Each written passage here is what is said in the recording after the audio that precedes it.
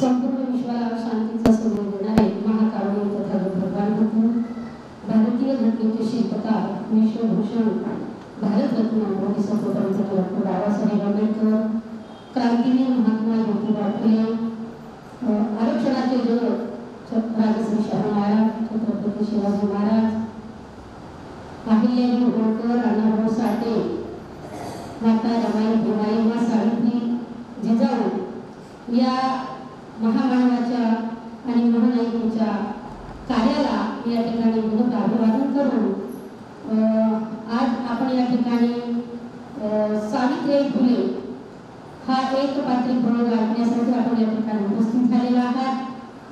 तर या ठिकाणी शैलेजाताई, प्राध्यापक विनायक लोणेसर या ठिकाणी त्यांचे मिस्टर सुद्धा उपस्थित झालेले आहेत।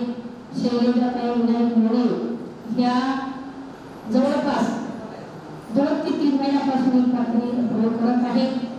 संपूर्ण नांदेड जिल्ह्यामध्ये आमचा हा प्रयोग चालू आहे। लोणेताईच्या बद्दल जर सांगायचं झालं तर लोणेताईच्या 3 मुली MBBS MD डॉक्टर आहेत, 2 जावई सुद्धा MBBS MD डॉक्टर आहेत। एक मुलगी त्यांची लग्नाची राहिलेली आहे, डॉक्टर आहे ती, त्यांची सून इंजिनियर आहे, त्यांचा जावई त्यांचा मुलगा इंजिनियर आहे असा, आणि त्यांच्या माहेरची प्रॉपर्टी सुद्धा गडगंज प्रॉपर्टी आहे। सांगायचं तात्पर्य म्हणजे त्यांना काहीच कमी नाही, तरी सुद्धा माझ्या 3 मुली सावित्रीबाईंच्या पुण्याईने, त्यांच्या कार्याने, त्यांच्या संघर्षामुळे त्या डॉक्टर झालेल्या आहेत, मोठ्या हुद्द्यावर गेलेल्या आहेत, आणि म्हणून त्यांच्या ऋणामधून आपण कुठेतरी उत्तराई व्हायला पाहिजे हा उद्देश त्यांच्या कार्याचा प्रचार आणि प्रसार करण्यासाठी आमच्या ताई जवळपास सगळ्या संसाराचं गाडावरून या ठिकाणी कार्यक्रमाला उपस्थित राहतात। सावित्रीबाई फुलेंचं कार्य आपल्याला सगळ्यांनाच माहीत आहे।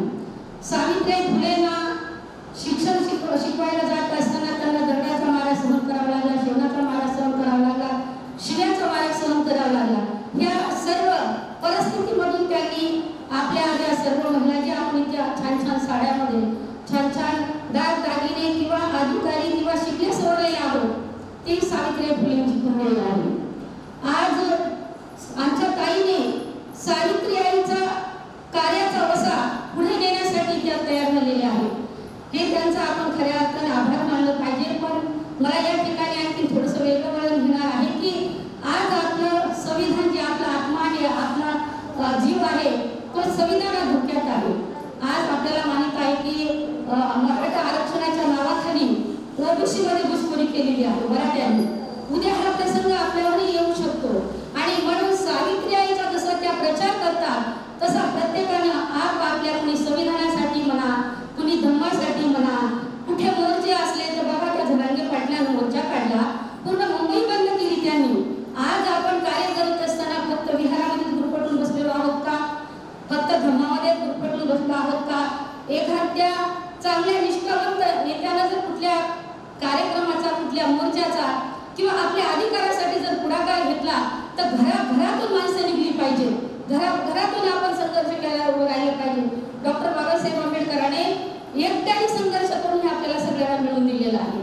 मग आपलंही तेच कर्तव्य आहे की आपण सुद्धा जसं आमच्या ताईंनी सावित्रीबाईंचा प्रचार करत आहात, आपण रमाईचा केला पाहिजे, कुणी डॉक्टर बाबासाहेब आंबेडकरांचा करतो, कुणी फुलेंचा केला पाहिजे, अशा वेगवेगळ्या पद्धतीने आपण या धम्मकार्यामध्ये पोहोचलं पाहिजे। आणि एक प्रसंग मी सांगणार आहे की सावित्रीबाई फुले शेणाचा दगडाचा मारा खाऊन दररोज जातील असायच्या, परंतु एक प्रसंग असा आहे की एका दिवशी सावित्रीबाई फुले शिकवायला जात असताना एक 4-5 धडपडगड त्यांच्या समोर उभे राहिले।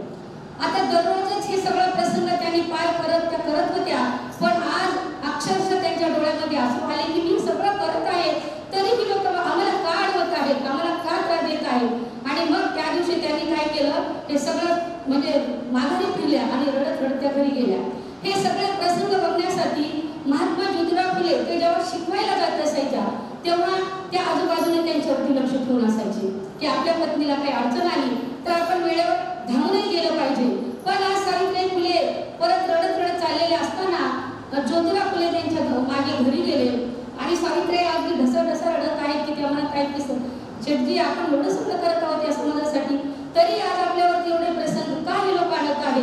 तेव्हा क्रांतिवीर महात्मा ज्योतिराव फुलेने त्यांच्या हाताला धरलं आणि एक गावकरी शेत होतं, त्या शेतामध्ये ते घेऊन गेले आणि त्या शेतामध्ये जोंधळ्याचं पीक होतं, मध्ये ज्वारीचं पीक इतकं छान आलेलं होतं. एका एका कणसाला 2-2, 3-3 हजार दाणे होते. तर तेव्हा ज्योतिराव फुलेने एक कणीस हातात घेतलं आणि सावित्रीला दाखवलं की सावित्री बघ हे पीक किती छान आलेले जोंधळ्याचं. त्या सुद्धा म्हणाले हो खरं शेठजी किती सुंदर पीक आलेलं आहे, किती किती दाणे आहेत, अगदी टप्प्याने टप्प्याने दाणे आहेत, आकाशाला गवसणी घालणारे पीक आलेलं आहे.